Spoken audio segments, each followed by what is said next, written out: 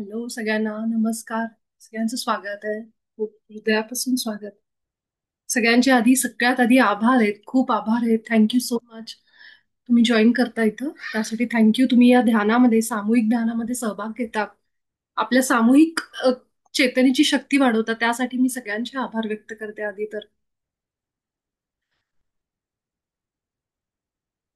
आज जो मी व्हिडिओ पाठवला होता आश्विन ज्या मॅडम आहेत त्यांचं नक्की तुम्ही व्हिडिओज बघा. मॅजिक नावाचं पुस्तक जे जगप्रसिद्ध आहे आतापर्यंत तुम्हाला पण माहित झालं असेल त्या पुस्तकाबद्दल.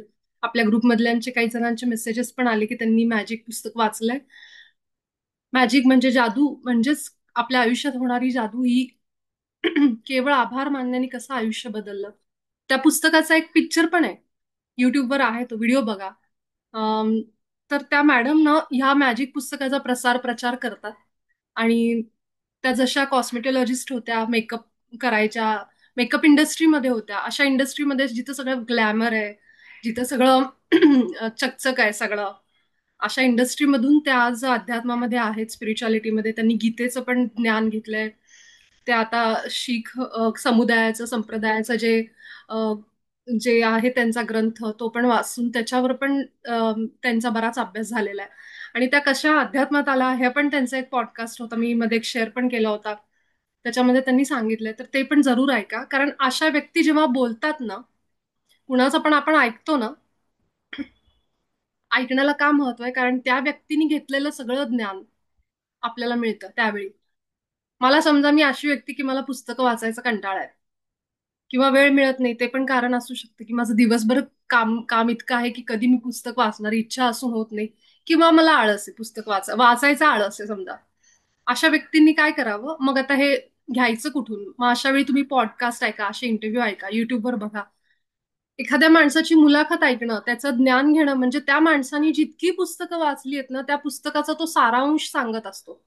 त्यातून त्या माणसाला काय कळलंय, त्याची जी चेतना आहे, त्याची बुद्धी आहे. 4 ओळी असतील गीतेतल्या, 4 ओळी 8 माणसांनी 10 माणसांनी वाचल्या. त्या 4च ओळी प्रत्येक माणूस वेगवेगळ्या तऱ्हेने इंटरप्रेट करतो, म्हणजे समजून घेतो. एखाद्या माणसाला त्या 4 ओळी अशा वाटतील, एखाद्या माणसाला अशा वाटतील, एखाद्या माणसाला अशा वाटतील, म्हणजे अर्थ वेगवेगळा माणूस समजून घेऊ शकतो आपापल्या बुद्धीनुसार. त्यामुळं तुम्ही बघा प्रवचनकार सुद्धा जे असतात ना, जेव्हा आपण देवळात जाऊन बसतो कुठे मंदिरात तिथं चालू असतं ना, प्रत्येकाची सांगायची भाषा वेगळी आहे, शैली पद्धत वेगळी असते, उदाहरणं वेगळी असतात. त्या माणसांनी जे अनुभव घेतलेत त्यानुसार तो उदाहरणं देत असतो. आणि म्हणून प्रत्येकाचं ज्ञान वेगवेगळ्या पद्धतीने आपल्या समोर येतं. आणि जेव्हा हे श्रवणाला म्हणून महत्व आहे. ज्याला वाचन होत नाही, ज्याला वाचल्यानंतर समजत पण नाही बऱ्याचदा आपल्याला कितीतरी पुस्तकं. मला असं होतं की कितीतरी पुस्तकं समजायचीच नाही, की काय वाचलंय कळायचंच नाही त्यात काय लिहिलंय, कारण ते खूप वरच्या दर्जाचं ज्ञान असायचं आणि त्यावेळेस आपली तितकी क्षमता नसायची की आपण या सगळ्या गोष्टींमध्ये अडकलेलो असायचो. आणि मग त्यांनी जे सांगितले ते पटायचं सुद्धा नाही. ते असं कुठं असतं का, असं लिहितात, ह्यांना काय जाते लिहायला, असं मला वाटायचं. कारण ऑनेस्टली मी अशा पद्धतीची होती की मी विश्वास जरा लवकर बसायचा नाही माझा. म्हणून जसं त्या मॅडमच्या बाबतीत पण झालं की त्यांच्या घरामध्ये आई पोलीस, वडील पोलीस दिल्लीमध्ये, आणि त्या स्वतः या इंडस्ट्रीमध्ये, त्यामुळे त्या पण खूप अशा प्रॅक्टिकल पर्सनॅलिटी होती. आणि ती व्यक्ती बदलून जेव्हा अध्यात्मात आली तेव्हा कसं त्या पुस्तकाने त्यांना मदत केली असेल ह्याचा मी विचार आज करत होते. आणि त्यांची सत्र सुरू आहेत सध्या, 40 दिवसाचे वर्कशॉप वगैरे, आभार मानण्यामुळे कसे फरक पडतो. तर ते आपण ऐकायला हरकत नाहीये की त्याच्यातून काय घेता येईल आपल्याला. अशा सिच्युएशनला असताना आयुष्यामध्ये जिथं मला फार प्रॉब्लेम आहे, तिथं असताना सुद्धा मी विश्वास ठेवून जेव्हा आभार मानते ना, त्याची शक्तीच वेगळी आहे. तेव्हा तुम्ही त्या एनर्जी मधून ना स्वतःला स्विच करता. म्हणजे आता आपण खाली आहोत कुठेतरी, प्रॉब्लेम मध्ये अडकलेलो, आणि जेव्हा मी प्रॉब्लेम मध्ये बसूनच प्रॉब्लेमचा आन्सर बघायला जाते, आता मी काय करू काय करू काय करू, तर मी अजून तिथंच आहे, काय करू हे मला समजत नाही. मग मी काय म्हणते, ठीक आहे चला आभार तर मानून बघू बघू काय होतंय. म्हणजे मी काय झालं, माझी एनर्जी थोडी शिफ्ट केली, मी त्या प्रॉब्लेम पासून थोडी लांब जायचा प्रयत्न केला. आणि मग नुसतेच आभार मानून व्यक्त करून प्रयत्न करून बघती की काय होते. बाकी सगळे प्रयत्न चालू आहेत, ऍक्शन तर पाहिजेच ना. आपण नुसतंच आभार मानून ऍक्शन घेत नाहीये तर हे पण उपयोगाचं नाही. तर ऍक्शन पाहिजे, पण त्या ऍक्शनच्या जोडीला आपली एनर्जी पण वाढलेली असते. आणि त्याप्रमाणे आपलं सबकॉन्शियस माइंड बरोबर काम करायला लागतं. तर जरूर त्यांचे अनुभव ऐका. आणि कसं होतं बघा, काल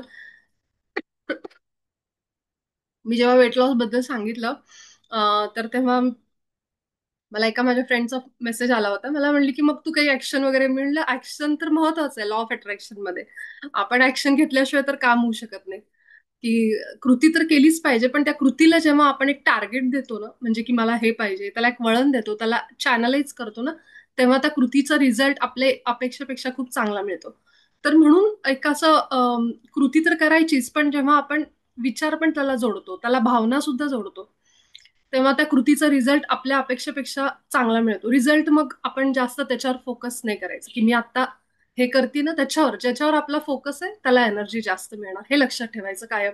आणि मी तेच करून, म्हणजे मी खरं तर हे उदाहरण सांगत नव्हते इतके दिवस, पण काल मला माहित नाही का असा आतून मेसेज येत होता की तू तुझं सांग जर्नी म्हणून. म्हणजे मला हे नको वाटत होतं की हे डिस्कस करायला जास्त, पण मला असं वाटलं की कुठेतरी कुणाला तरी त्याच्यामुळे प्रेरणा मिळेल कदाचित, म्हणून मी हे सांगितलं. आणि माझ्या फ्रेंडनी मला मेसेज केला की तिला पण ती आयडिया मिळाली आणि तिने पण त्याच पद्धतीने सुरुवात केली, त्यामुळं ते कुणासाठी तरी उपयोगाचं होतं, म्हणूनच मला ते मेसेज येत होते. हे जसं मला सांगायचं होतं ना, तसंच एक दुसरं मला नेहमी वाटायचं ध्यान सुरू केल्यानंतर, की मला ना काहीतरी करायचंय, समाजासाठी काहीतरी करायचं, लोकांच्या आयुष्यात बदल व्हायला पाहिजे माझ्यामुळं. आणि त्याचा मी ना एक प्रकारे बर्डन म्हणा, एक प्रकारे मी ते अटॅच झाले होते त्याच्याशी, की माझ्यामुळं कुणाच्या तरी आयुष्यात बदल झालाच पाहिजे. पण ही अटॅचमेंट आहे ना, हीच हीच अहंकार उत्पन्न करते. म्हणजे अहंकार म्हणजे आपला तसा अहंकार नाही, जसं आपण म्हणतो आपल्याला परमात्म्यापासून वेगळं करणारा काय असतो, तर तो अहंकार आहे. मी मी वेगळी आहे असं. म्हणजे त्याच्याबरोबर मी नाहीये ते, आपण एक होतो, वेगळे झालो.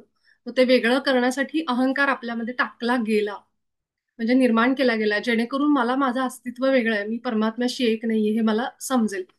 मग आता यातून काय होतं, मी जेव्हा विचार करते की माझ्या ध्यानामध्ये ज्या बायका आहेत, जी लोक येतात, त्यांच्या आयुष्यात मी बदल घडवून आणते, त्याचं बर्डन मी घेऊन बसते.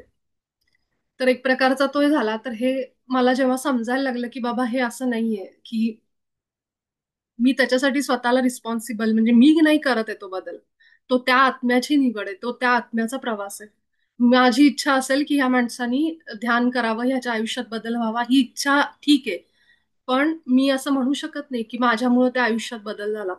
कारण शेवटी काय, मी जे सांगते किंवा मी ज्याला प्रोत्साहन देते त्या माणसावर, त्या आत्म्यावर डिपेंड आहे की ते घ्यायचं का ऍज इट इज कानाने ऐकलं इकडून सोडून द्यायचं. त्यामुळे पर्याय असतो त्या आत्म्याकडं. त्यामुळे हे माझं म्हणणं मला हळूहळू समजायला लागलं. आणि तेव्हा मी जेव्हा आमच्या ध्यानात एक मास्टर आले होते, त्यांनी हे जेव्हा सांगितलं, त्या दिवशी मला ते कन्फर्मेशन मिळाल्यासारखं, की आपल्याला वाटतं की माझ्यामुळे ह्या गोष्टी होत आहेत, कुणाच्या तरी आयुष्यात काही बदल होतोय किंवा काय, तर त्याच्यासाठी पहिली अटॅचमेंट तुम्ही बाजूला काढा.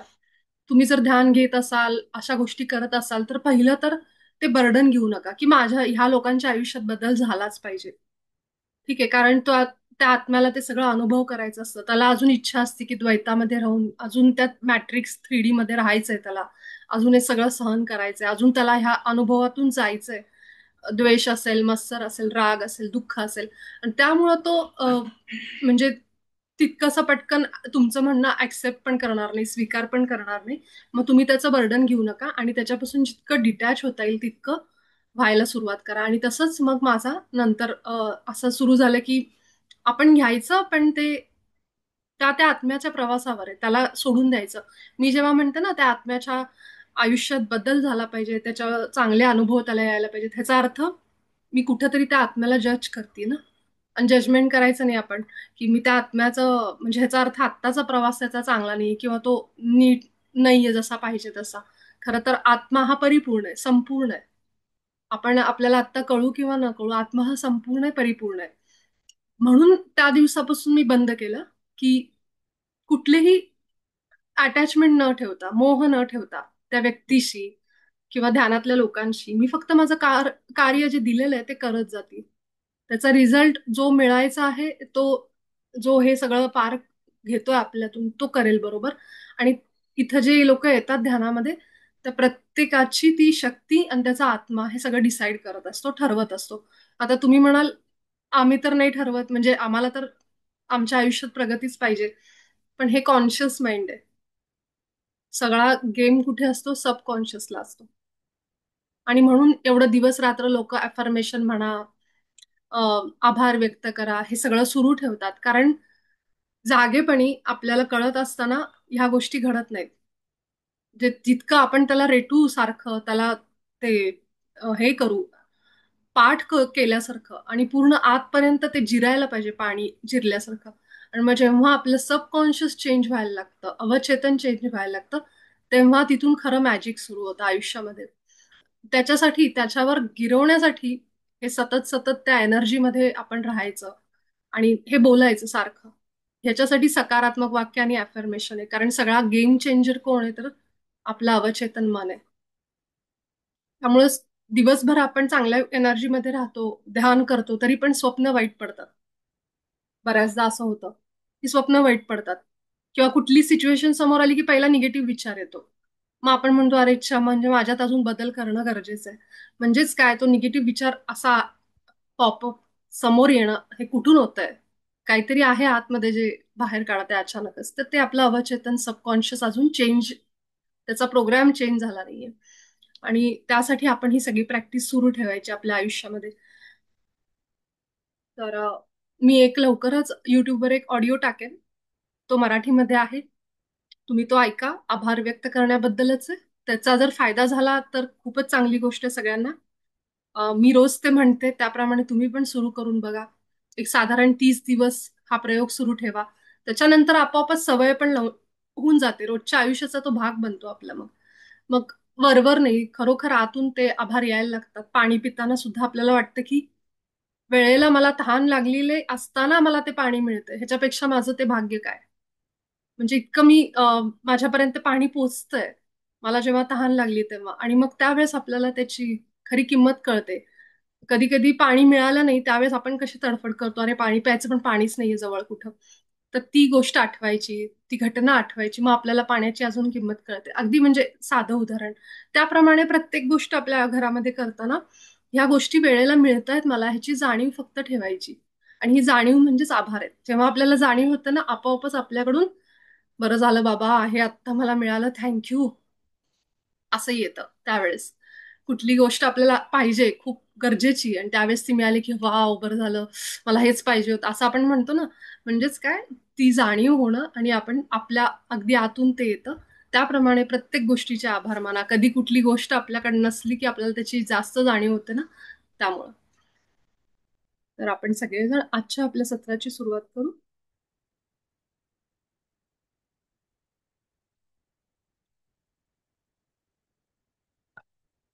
सगळ्यात आधी आपण योग्य वेळेला योग्य ठिकाणी योग्य ऊर्जेमध्ये जाण्यासाठी तयार होतोय. त्यासाठी स्वतःचे आणि परमात्म्याचे, या ब्रह्मांडाचे, या सर्व दिव्य शक्तींचे आपण आभार व्यक्त करू.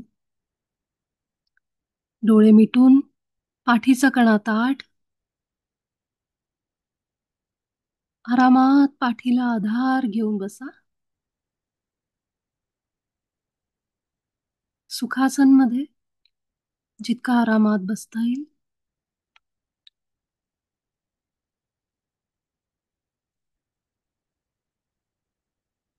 आपल्या हायर सेल्फला, म्हणजेच आपल्या उच्च आत्म्याला आपण संकल्प देऊ की आजचं सत्र माझ्या आणि सृष्टीच्या सर्वोच्च हिताचं होऊ दे. एक मोठा श्वास घ्यायचा आपल्या नाकातून आणि तोंडाने सगळी हवा बाहेर काढू. इनहेल. पुन्हा एक मोठा श्वास नाकातून, तोंडावाटे बाहेर. सावकाश घ्यायचाय, सावकाश सोडायचाय. आपापल्या वेळेने घ्या. जितकं हळुवार आपण ते जाणीव करून, अनुभव करून घेतो, तितकं आपल्याला तो स्थिर आणि शांत करत जातो.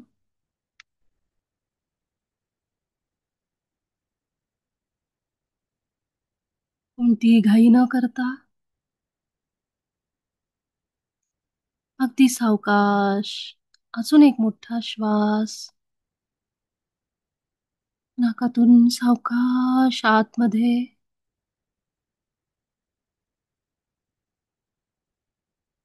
अगदी सावकाश बाहेर.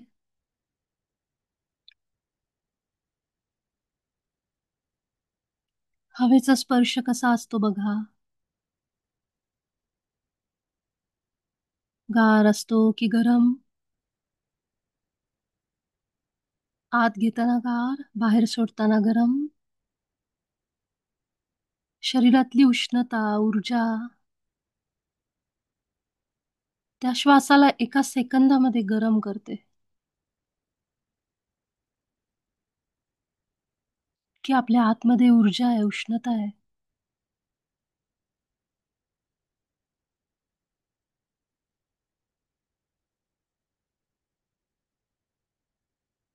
जिथं आपला फोकस आहे, लक्ष आहे, तिथली ऊर्जा वाढायला लागते. म्हणून सगळं लक्ष स्वतःवर घेऊन यायचं.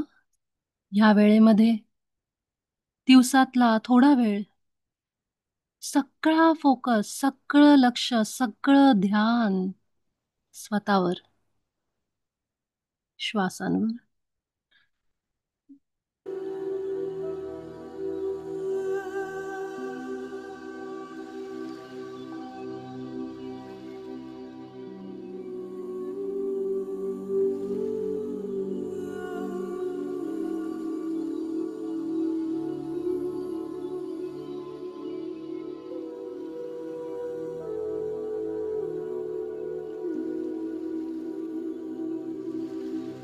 सगळं सोडून द्या आता. काळजी, चिंता, टेन्शन.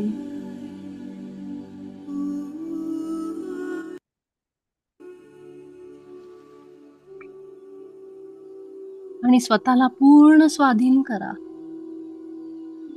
आपल्या श्वासांच्या स्वाधीन, आपल्या सोबत असलेल्या सगळ्या दैवी शक्तींच्या स्वाधीन करा. आपल्या उच्च आत्म्याच्या स्वाधीन करून टाका.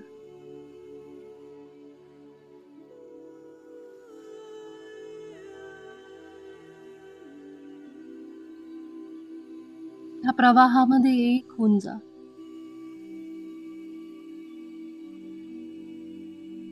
आपण सगळे गोलाकार,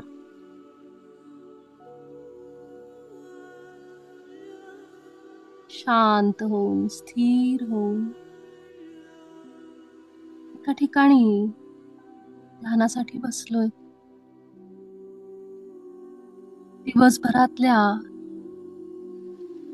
अनेक विचारांमध्ये उडून गेलेला आपला मेंदू, त्याला शांत करण्यासाठी आपण एकत्र आलोय. थोडा वेळ स्वतःवर लक्ष देण्यासाठी आपण एकत्र शांत बसलो. काही करायचं नाही, फक्त शांत बसून राहायचं. कुठलीही कृती नाही, कुठलंही काम करायचं नाही. फक्त आपले श्वास कसे येत आहेत, जात आहेत इतकं बघत शांत व्हायचं. या क्षणापुरतं सगळं विसरून जायचं. जे होत आहे ते अगदी माझ्या सर्वोच्च हिताचं आहे. ज्यांनी मला निर्माण केलंय, माझा सोर्स, माझा क्रिएटर, माझा निर्माता, त्याच्यावर माझा पूर्ण विश्वास आहे.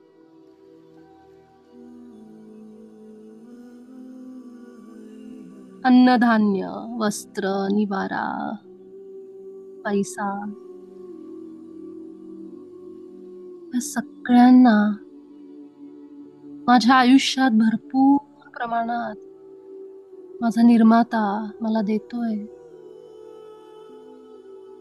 एक समृद्ध असं आयुष्य मी जगते.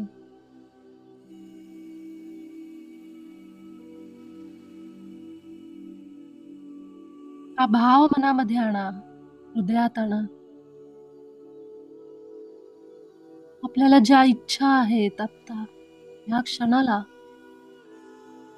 आपण त्यामध्ये जगतोय असा विचार करून आपल्या हृदयात त्या आनंद लहरी येऊ देत.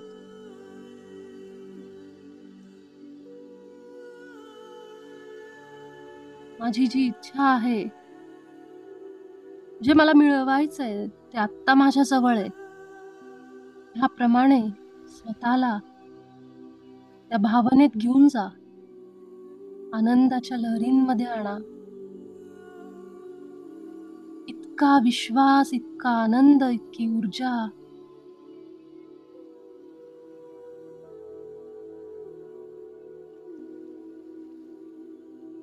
आत्ता निर्माण करा, क्रिएट करा. आपली रियालिटी, आपलं वास्तव. थँक्यू हे परमपिता, माझी इच्छा पूर्ण केली. एक समृद्ध आयुष्य मला दिलं. भरपूर पुरेसा पैसा, ज्याच्याने मी माझ्या सगळ्या इच्छा पूर्ण करू शकते. भौतिक इच्छा. त्यासाठी तुझे आभार आहेत. जे नातं आपल्याला सुधरवायचंय, ज्या व्यक्तीकडून आपण प्रेमाची अपेक्षा करतोय, ती आत्ता या क्षणाला माझ्यावर प्रेम करतीये, अशी भावना मनात आणून कल्पना करा आपण तिच्यासोबत बसलोय, त्या व्यक्तीसोबत हसत खेळत गप्पा मारत. अगदी प्रेमाचं वातावरण. मनामध्ये एकमेकांबद्दल प्रेम आहे, करुणा आहे, काळजी, आदर आहे. ही व्यक्ती माझी काळजी घेतीये, माझ्यावर प्रेम करतीये, असा भाव उत्पन्न करा. हे परमात्मा, थँक्यू, आभार. इतकं सुंदर माझं नातं आहे, त्यासाठी आभार.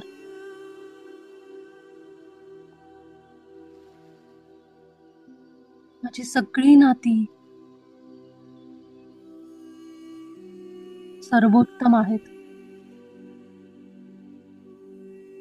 आम्ही सगळे एकमेकांसोबत आनंदात असतो.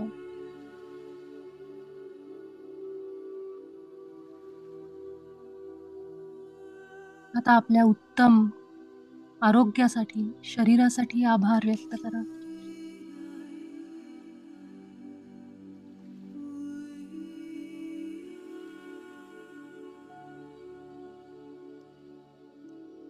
शरीराच्या ज्या भागावर त्रास आहे, तिथं काही आजार आहे, अशी कुठली ऊर्जा आहे, असा कुठला विचार आहे, अशी कुठली भावना आहे, ज्यामुळे त्या भागात मला त्रास झालाय, आजार झालाय.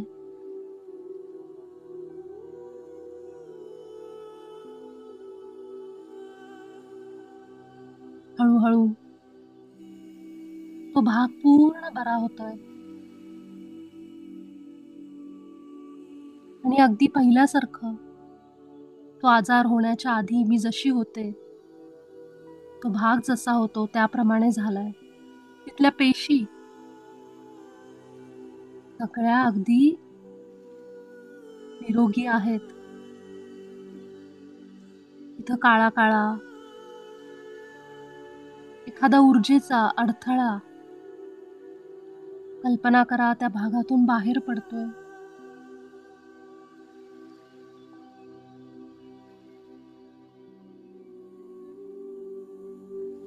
त्या माझ्याच भावनांमधला डार्कनेस आहे, अंधार आहे. काहीतरी मनात दाबलेलं, काहीतरी दुःख त्या आजाराच्या रूपाने तिथं जमा झालंय. ते मी आज रिलीज करते, सोडून देते. त्या आजाराला सुद्धा मी प्रेम देते आणि आग्रह करते की तू तुझ्या आदर्श स्थळी जा. आणि ती ऊर्जा हळूहळू तिथून बाहेर पडते. हे परमात्मा, माझेच विचार, भावना, कर्म या आजाराच्या रूपाने माझ्या शरीरात अनेक दिवस वास्तव्य करत होतं. पण आता तुझ्या कृपेमुळे तो भाग पूर्ण बरा झालाय. माझं शरीर संपूर्ण निरोगी अवस्थेत आहे आहे आणि त्यासाठी मी खरोखर हृदयापासून अगदी आतून तुझे आभार व्यक्त करते. माझ्या सुंदर अशा शरीराचे, माझे केस, डोळे, कान, नाक, त्वचा, माझ्या त्वचेचा रंग काळा गोरा जो काही आहे, हात पाय, हाताची बोटं, पायाची बोटं, लिव्हर, लहान मोठी आतडी, माझं हृदय, माझी छाती,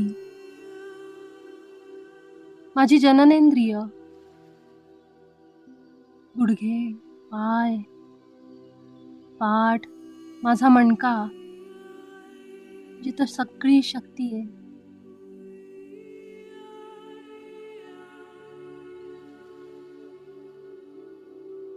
जीभ, दात, ओठ, कंठ, ह्या सगळ्यांचे मी खूप आभार व्यक्त करते. माझ्या शरीराचे मी कधी आभार मानले नाहीत, पण मला नक्कीच त्याचं महत्त्व कळतंय. माझ्या चेहऱ्याची मी काळजी घेते. माझं वय कितीही असू दे, मला माझं शरीर प्रिय आहे. माझ्या केसांची सगळ्याची मी काळजी घेते आणि मी घेतलीच पाहिजे, ते माझं कर्तव्य आहे.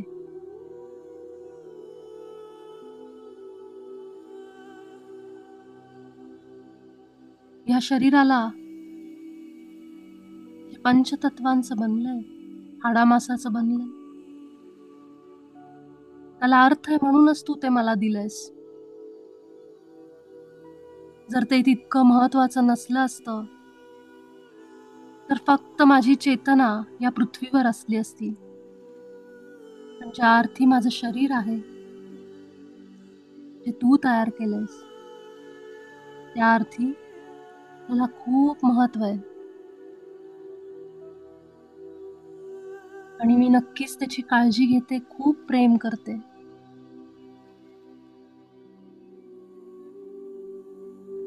मी स्वतःचा स्वीकार करते. मी जशी आहे तशी मला मान्य आहे.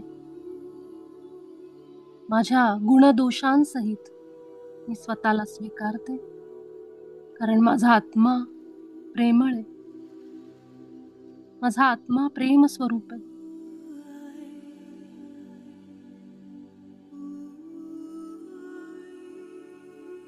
आणि हे आठवण्यासाठीच मी इथं आहे. माझ्या सगळ्या नात्यांसाठी, धनधान्य, संपत्ती, पैसा, माझं आरोग्य, शरीर, माझं नोकरीचं ठिकाण, जे मला लक्ष्मी देतं, माझ्या घरी पैसा येऊन यायला मदत करतं, त्यासाठी मी आभार व्यक्त करते. माझ्या नोकरीच्या ठिकाणी, माझी कंपनी, माझ्या कंपनीतली लोक,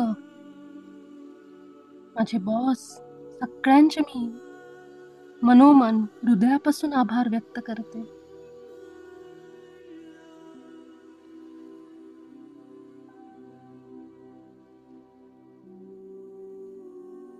हे परमात्मा, दिवसभर मी हवा पाणी आत घेत असते, अन्न आत घेत असते, त्यासाठी मी आभार व्यक्त करते. बऱ्याचदा दिवसातून मला आठवण होते आभार मानण्याची. माझी चेतना बुद्धीच आहे जी मला आठवण करून देते. माझा उच्च आत्मा मला आठवण करून देतो, त्यावेळी मी आभार मानते. त्यासाठी मी माझ्या बुद्धीचे, माझ्या उच्च आत्म्याचे आभार व्यक्त करते. Thank you. मी मला एका नवीन ऊर्जेमध्ये जाण्याची प्रेरणा देत आहात, संधी देत आहात, मार्गदर्शन करत आहात. ह्यासाठी मी आभार व्यक्त करते. माझ्या आयुष्यातलं हे ट्रान्सफॉर्मेशन घडवून आणण्यासाठी तुम्ही सगळे मला मदत करतायत. सगळे एंजल्स, असेंडेड मास्टर्स, माझे गुरु, माझे इष्टदेव, मी तुमच्या सगळ्यांचे आभार व्यक्त करते. माझं आयुष्य सुखी समृद्ध आहे, आत्ता आहे, त्यासाठी मी आभार व्यक्त करते.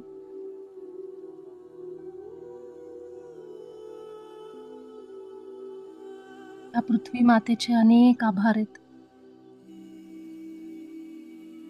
दिलेल्या सगळ्या समृद्धीसाठी.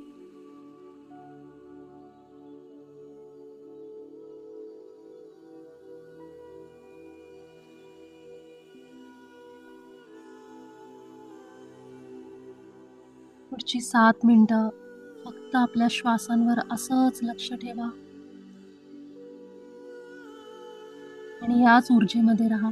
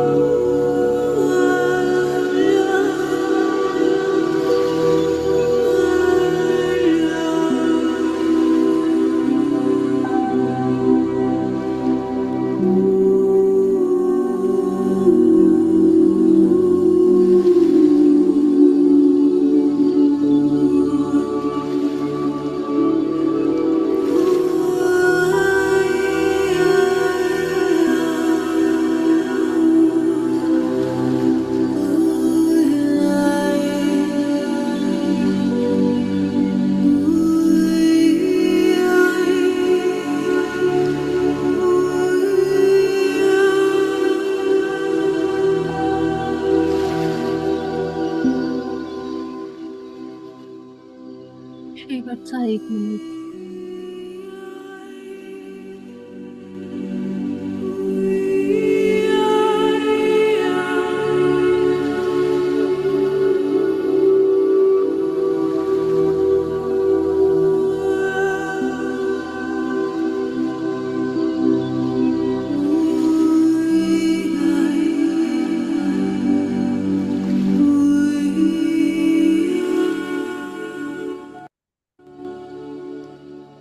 ह्याच ऊर्जेमध्ये आपण सगळेजण हात डोळ्यांवर घेऊन जाऊ. 5, 4, 3, 2, 1, 0. अगदी सावकाश आपले डोळे उघडू आणि अगदी हृदयापासून आजच्या दिवसासाठी आभार व्यक्त करू. स्वतःचे, परमात्म्याचे. Thank you. Thank you.